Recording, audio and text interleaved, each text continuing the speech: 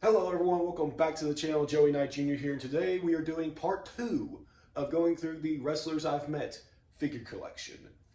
And starting us off is the five-time WCW champion and two-time WWE Hall of Famer, Booker T. So going back to World of Wheels Festival down in Shreveport, Louisiana, that is where I met one Booker T. I met Booker T, a guy you're about to see here in a few moments, and I was supposed to meet Jerry Lawler, but for reasons that I do not remember, because this was like around 2016, 2015, or whatever, because of reasons I don't remember, Jerry Lawler could not attend, but still got to meet Booker T and another guy you'll see in a moment. But yeah, Booker T, really cool dude. If you ever get a chance to meet him, I highly recommend it. That was back when I was first starting my professional wrestling journey the first time, and just asked him for advice because he owns Reality of Wrestling down in Houston, Texas. So I figure if there's gonna be a guy to ask, Booker T's probably a high up there pick of someone to ask for wrestling advice when just getting in. He gave me some good advice, really dispelled a lot of false beliefs I had in my head as far as what were the most important things in regards to, when you're first starting out. Gave me some really good advice. And who knows, maybe putting it out there in the universe. Maybe one day Joey Knight Jr. gets on a Reality of Wrestling card. Maybe, maybe not. Hopefully a maybe. We'll see one day. Moving on to the next figure, like I said, also met him at the World of Wheels Festival in Shreveport, Louisiana. Buff the Stuff, Buff Bagwell. Let's see if this little, because it's got the little lever back there. Let's see. Oh yeah, it still works. There we go. Sadly, this man does not have a elite style figure. Hopefully, we can get a Buff Bagwell signed to a Legends contract, or Nostalgia contract, as they're called now, and we can get a elite Buff Bagwell. But this figure's still pretty cool, I guess. I mean, it's got the little. I can't believe the lever still works. I've had this figure for a while, and I've never tried that. I can't believe, because what, this figure was, sidebar here, 19. No. Oh wait, I was reading that upside down. Okay, no, I was right though. 1999. All right. So yeah, that's coming on 26 years and this little lever still works. That's cool. But yeah, met Buff Bagwell down there with Booker T. Once again, just kind of asking the same thing, hey, you got any advice for this, that, the other? And, I also let him know, because it was genuine, that around that time anyways, with all the wrestling knowledge I consumed and everything, I let him know that when it came to the NWO, he was my second favorite member of the NWO, right behind Scott Hall, of course. But Buff the Stuff, back in the day when I was growing up, he was up there as my favorite member of the NWO. So, cool guy all around is Buff Bagwell. Next up, also, while I'm, doing my video, go subscribe to Michael LaPuma, LaPuma Mania 1980. Brother, he's working over here. Fellow Major Mark. Next up, we got former Cruiserweight champion Enzo Amore. Enzo, it wasn't really just anything special or planned or whatever.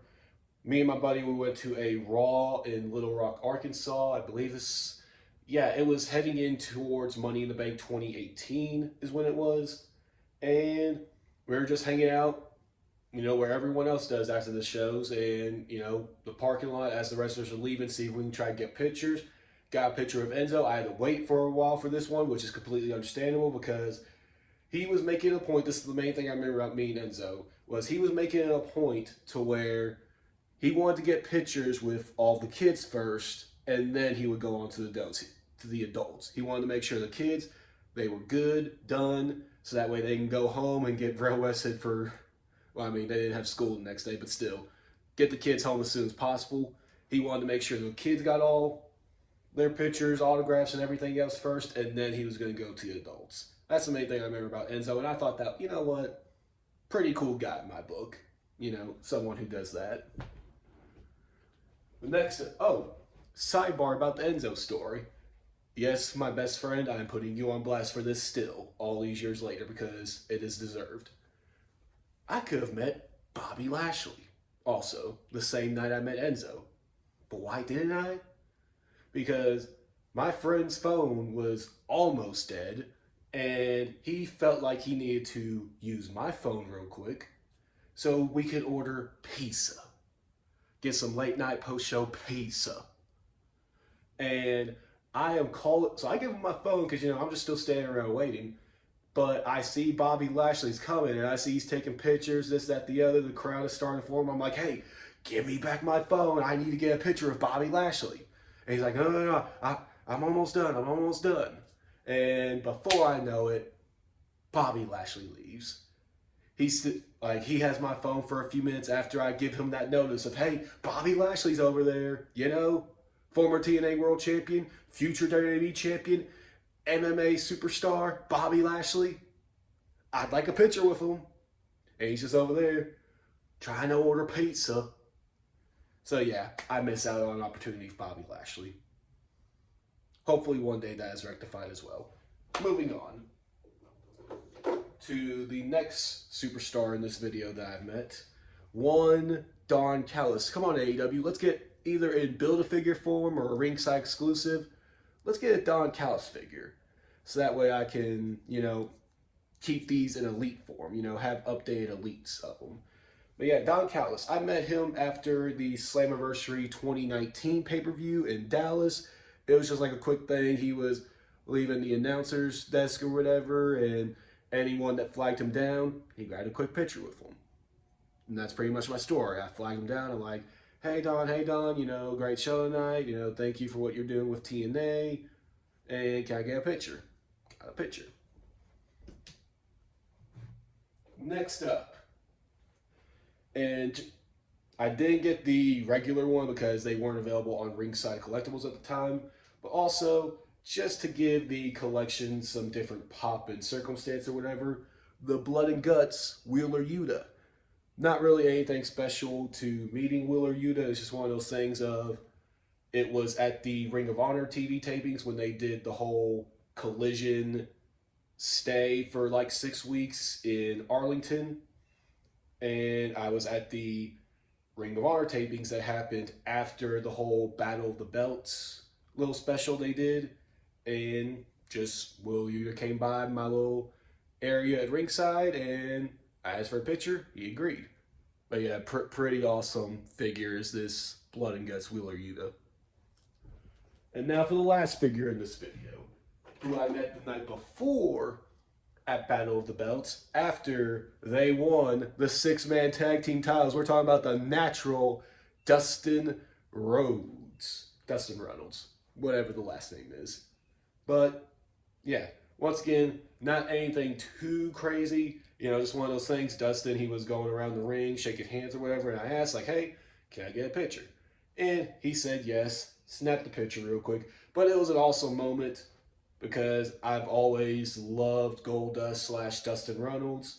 And, he was teaming up with the Von Erichs. And with my family, when they were watching wrestling, the Von Erichs were everything. So getting to see the next generation of Von Erichs win tag team gold, and it's with Dustin Rhodes, that was a pretty awesome moment, in my opinion. I loved every second of it. That was a great night. I even have some streamer from the streamers that came up after the match, after their win. I have some streamer somewhere. I forgot to grab it. Shame on me. But yeah, another cool figure. And just overall another cool dude that I've thankfully gotten to meet through the world of wrestling. So, that was part 2 of the Wrestlers I've Met collection video series. I hope you enjoyed it. Remember always to leave a like, leave a comment, but most importantly of all, subscribe to Joey Knight Jr. And I will see you in the next one. Peace.